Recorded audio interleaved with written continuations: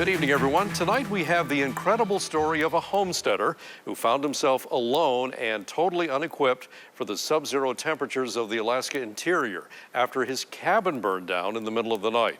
Now, for most of the month of December, Tyson Steele survived in a makeshift shelter, holding out hope that help might be on the way. Channel 2's Hank Davis spoke with him this evening.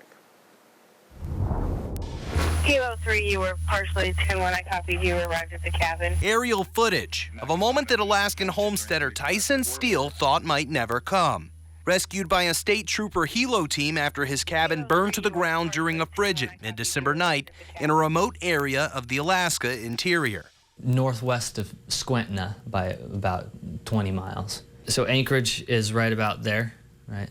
And Denali, maybe right there. I'm just about 50 miles southwest of Denali. Steele woke to find the roof of his cabin in flames. He grabbed a handful of supplies, but most of his possessions and his dog, Phil, didn't make it. At that point, I sat down on the ground for a while. Like, just, it was cold, right? I didn't have any socks in my boots, and I was just wearing pajamas at that point and a t-shirt. For more than 20 days, Steele survived in a makeshift shelter, using debris from his cabin and what little food he had managed to salvage. Pineapples. I'm allergic to pineapples.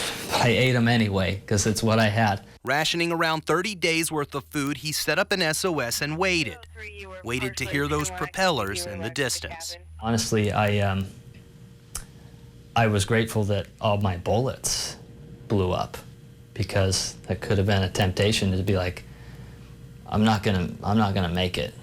I put myself out, right? That's it's a very real thought that crept up almost daily, especially real cold nights. But even after the fight of his life, Steele isn't done with Alaska.